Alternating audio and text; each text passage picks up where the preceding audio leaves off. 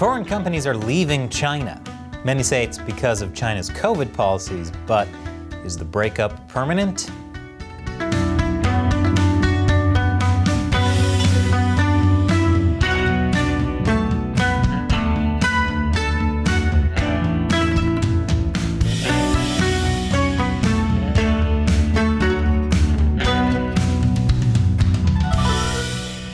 Welcome to China Uncensored. I'm Chris Chappell. Things are getting pretty bad in China, which honestly could be the tagline for this entire channel. We did a whole episode on run philosophy, which is basically people who are trying to leave China at any cost. There's a link in the description below. But it's not just Chinese citizens who want to leave China. Foreign companies are leaving as well. In January, a UBS survey of C-suite executives revealed that more than 90% of those surveyed said they were either in the process of moving production out of China or had plans to do so. The European Chamber of Commerce in China said 23% of EU businesses have considered shifting investments out of China. That was in April, and it's double the number reported just 2 months earlier. It's also the highest percentage in 10 years. Seems like no one wants to touch China with a 10-foot pole, which, given their zero COVID policy, probably makes them happy. 10-foot poles are great for social distancing. Foreign car makers and U.S. tech companies are some of the most recent ones to move their supply chains away from China. For example, Apple is planning to move more of its production to Vietnam. It already makes iPads and AirPods there, but soon the Apple Watch and MacBook could be made there as well. Which I'm sure Vietnam appreciates, as it's one of the better things the U.S. has dropped in their country. But that's comparing apples to Agent Oranges. Apple is also moving some of the production of the new iPhone 14 from China to India, although for now those factories are just for making phones for the Indian market. Google is planning to make more of its products in Vietnam as well. It's been making some of its Pixel smartphones there for several years, but it's planning to move even more of its China manufacturing there. Although Tesla hasn't announced a pullout from China, last year it did scale back plans to expand there. It reportedly decided against buying land that could be used to expand its Shanghai factory. Maybe because, like why he backed out of buying Twitter, Elon Musk thought China was filled with too many robots. Honestly, I've covered less crazy stories than that. Tesla is, however, planning to expand its factory in Texas. Earlier this year, it opened a new factory in Germany.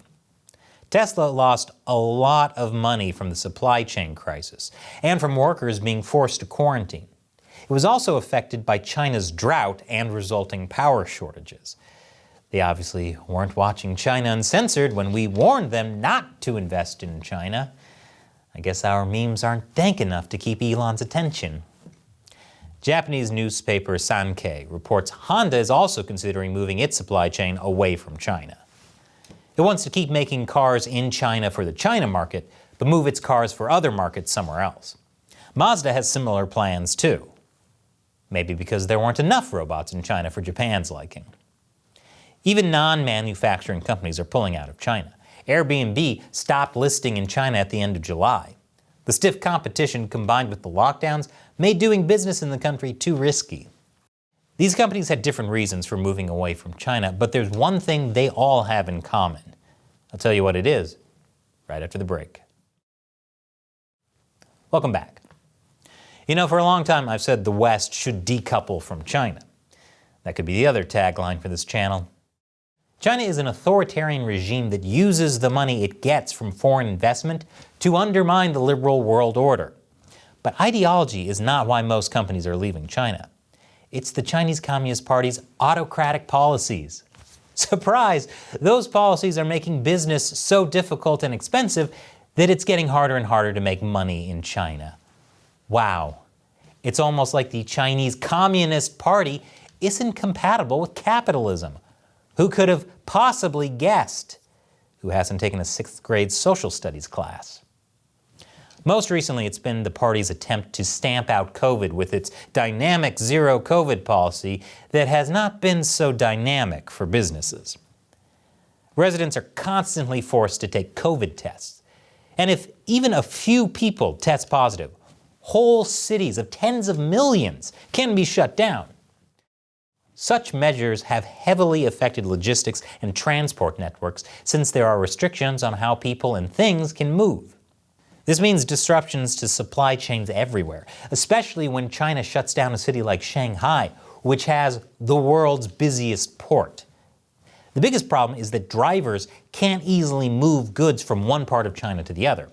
Drivers risk being quarantined as they travel between cities. And a shortage of drivers pushes up the price of moving goods, which makes things more expensive for companies. Then there are the international travel restrictions.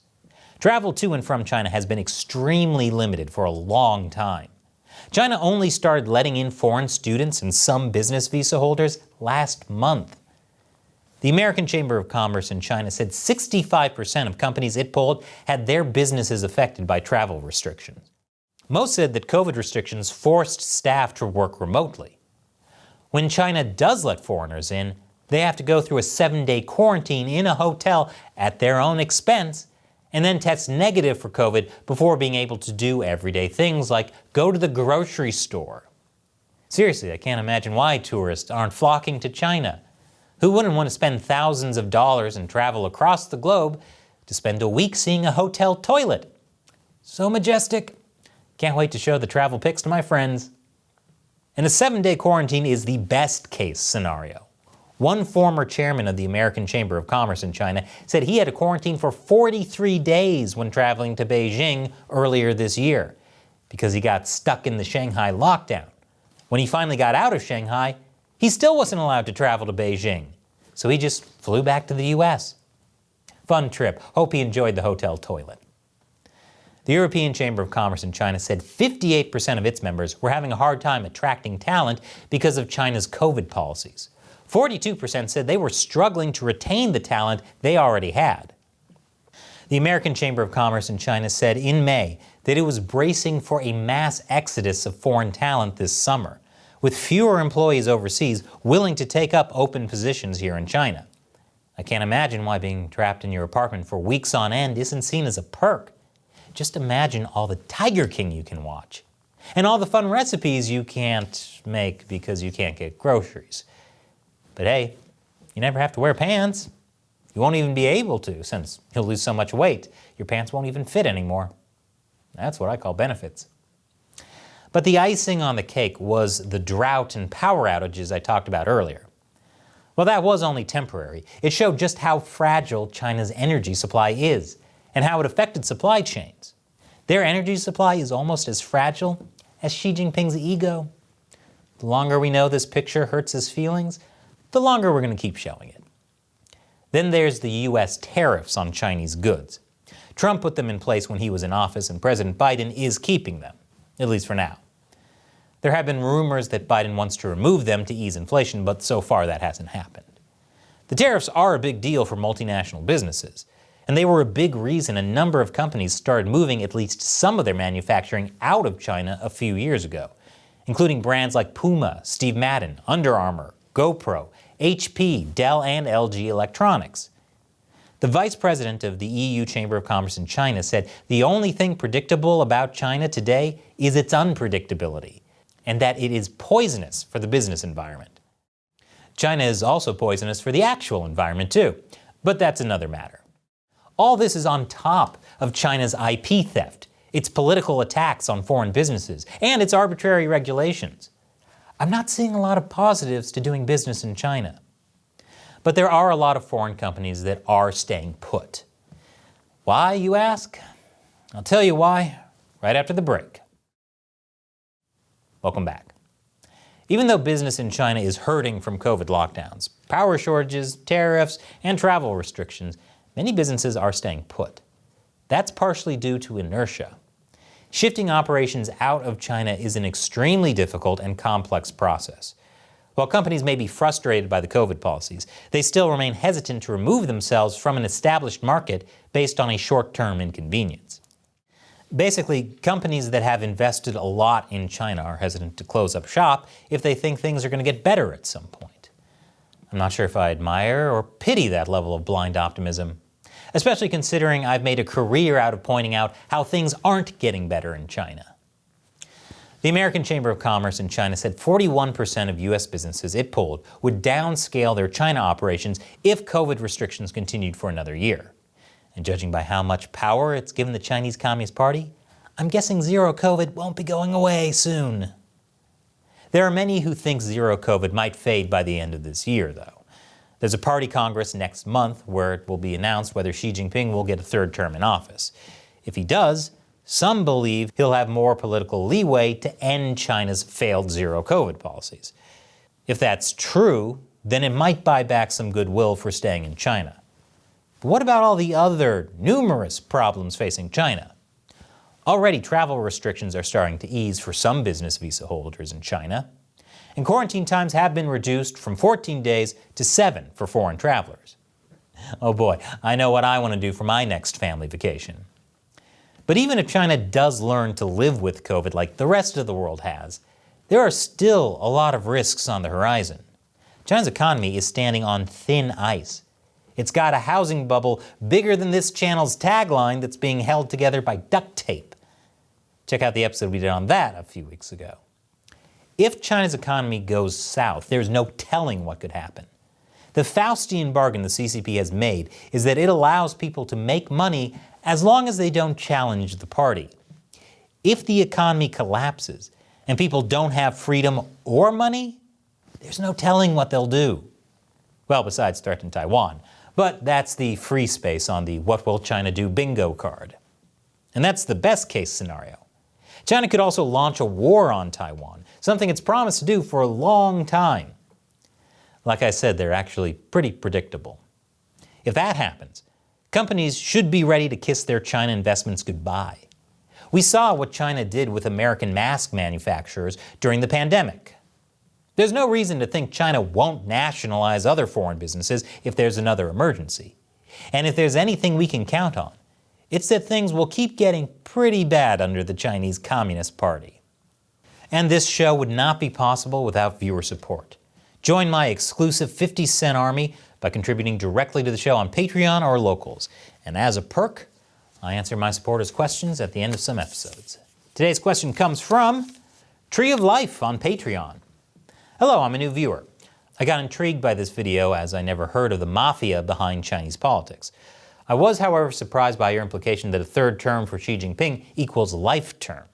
You didn't explain the backstory behind this implication, so I searched on the internet and this article from Bloomberg contradicts such belief. So, which is true? Good question, Tree of Life. Who's right about Xi Jinping? Me or the Bloomberg article? Well, firstly, keep in mind that several years ago, Bloomberg News killed an investigation on the wealth of Chinese leaders, and then fired the reporter, and then tried to silence his wife. Why? Unofficially, Bloomberg News was scared of repercussions from the CCP. Officially, they didn't kill any investigation. This is to say, take anything Bloomberg News says about China's leadership with a grain of salt. The Bloomberg article you referred to is titled, "Why Xi Jinping's Third Term Doesn't Mean He'll Rule for Life." It says that while Xi Jinping is likely to get a third term as leader in 2022, to keep that post beyond 2027, however, he'll need to keep securing 5-year terms under the current rules. I say, what rules? People in the West like to think of China as a rule of law system, where rules dictate the government's behavior. That's false. In China, or any other communist system, leaders win or lose through power struggles. Xi Jinping has done so well during the power struggle over the last several years that he has already changed the so-called rules about stepping down after 2 terms. So again, they're not really rules. None of that nonsense about age limits and so on means anything. The article is correct that Xi Jinping faces constant pressure that could make it hard for him to rule. But that doesn't mean he's going to name a successor. Even if he technically names a successor in 5 years, it could be a Russian situation, where Putin let Medvedev be president for a few years as a placeholder, but Putin was still actually in power the whole time. Xi Jinping has no intention of stepping down. The only way he's going to relinquish power are being purged, dying, or the entire CCP collapsing. And the first one is getting less and less likely. Thanks for your question and your support, Tree of Life. And thank you to everyone else who supports us directly through Patreon or Locals. Patreon is a way for you to contribute $1 or more per episode and interact with us. Locals is a social media platform that has monthly subscriptions that also allow viewers to support us directly. The links are below. We really do rely mainly on viewer support for this show. Once again, I'm Chris Chappell. Thanks for watching China Uncensored.